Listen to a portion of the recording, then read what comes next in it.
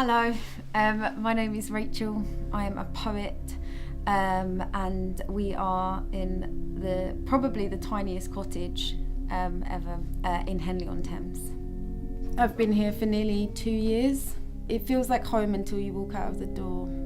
I feel that other people look at me like it can't be my home here. But if you have if they actually like, oh, are you visiting? I'm like, no, I live here, and they want to know where, like immediately, or just in the charity shops. The charity shops are very good here. They've, got money to chuck away things that that you're like, why would anyone throw this away?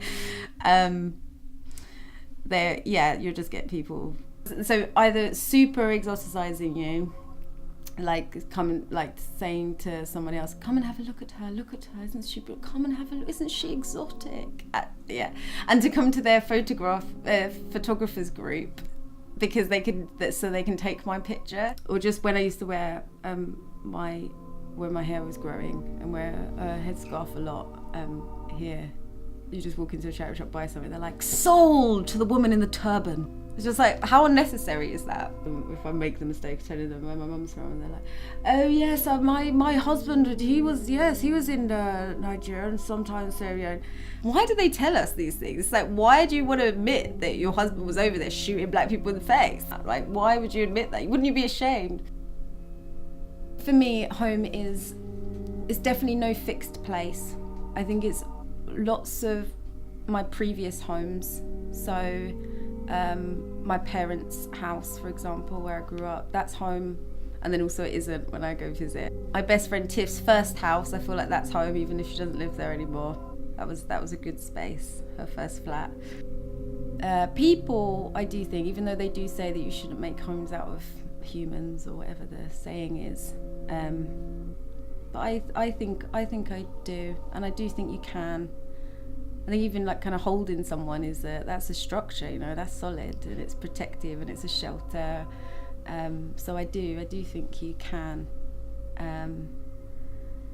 It's just anywhere. Home is anywhere that you can be your ugliest and also most comfortable, kind of where you can wear your headscarf and pick your teeth if you want to, and sleep naked and eat as much as you want, or nothing for days maybe if you don't want to. Polish off 2 bottles of wine and feel no shame. That's home. There's something about here, I think, because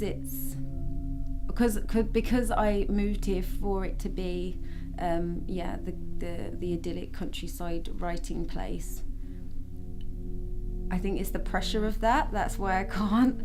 Whereas in my bedroom, wanting desperately to move out with my mum kind of shouting at me to come and clean something up downstairs, I could write far better and far more.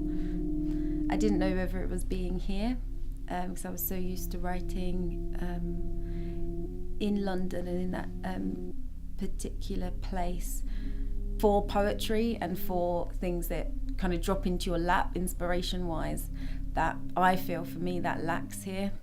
Because there's not something constantly going on all the time. Home is love, comfort, poetry.